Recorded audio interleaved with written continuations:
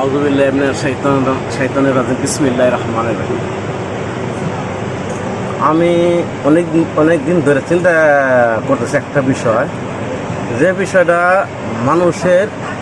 মানুষের দিলে আঘাত করে, শুধু মানুষের মনে আঘাত করে। একটা বিষয়টা হলো এই বাংলাদেশে কিছু ওষুধ কোম্পানি ব্যবসায়িক আছে যে 2 নম্বর ওষুধ মেডিকেল স্টোরে সাপ্লাই দেয়। এই সাপ্লাই দেয় এই জিনিসটা আমাদের দেশে সরকারও জানে, সাধারণ মানুষও জানে, যারা বিক্রি করতে চায় আরও বেশি করে জানে। আমি এই মুহূর্তে আমি বলতে চাই, বাংলাদেশের 18 কোটি মানুষের পক্ষে কথা বলতে চাই। আমি বলতে চাই এই দেশের পক্ষে কথা বলতে চাই। আমি বলতে চাই ন্যায়ের পক্ষে কথা বলতে চাই।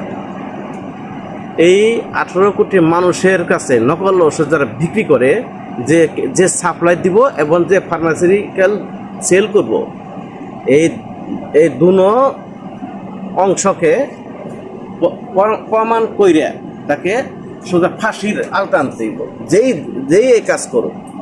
কারণ ওষুধ লিয়ে মানুষের জীবন মরণ লিয়ে লড়াই। এই মুহূর্তে ওষুধ লিয়ে যারা 2 নম্বরই করবো তাদেরকে ফাঁসির আওতায় আনতে দিব। আমি এটারে আমাদের দেশে মাননীয় প্রধানমন্ত্রী জনাব তারেক রহমান সাহেবের দৃষ্টি আকর্ষণ করছেন।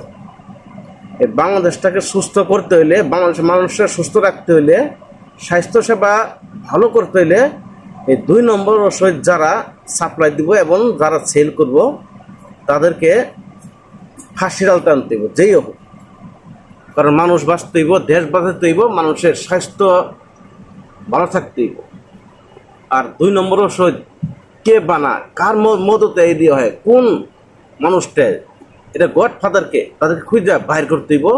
আমি জনাব তারেক রহমান সাহেবের দিকে দৃষ্টি আকর্ষণ করছি। উনি যেন এই বিষয়টা দেখে এই বাংলাদেশটাকে বাঁচায়, বাংলাদেশের মানুষেরকে যেন বাঁচায়। তার কারণ এই বাংলাদেশের মানুষ বহুত আশা নিয়ে বিএনপিকে সরকার গঠন করবার সুযোগ করে দিছে। এই বাংলাদেশের মানুষ বিএনপির কাছে অনেক কিছু আশা করছে, বিএনপির দিকে তাকায় রয়েছে, যেন বাংলাদেশ জাতীয়তাবাদী দল বিএনপি যেন এই জিনিসটা দেখে যে বাংলাদেশের মানুষগুলো কে খেলা করতেছে, কে বাংলাদেশের মানুষের শরীরে বিষ ঢুকাইতেছে, কে বাংলাদেশের মানুষকে ধ্বংস করতেছে, এটার মূল হোদাকে, এটার গডফাদারকে, তাদেরকে ইনকোয়ারি করে, ভালো ইনকোয়ারি টিম গঠন করে এটা যেন তদন্ত করে, জায়গায় জায়গায় মেডিকেল স্টোর চেক করুক কোন জায়গাতে এই জিনিসটা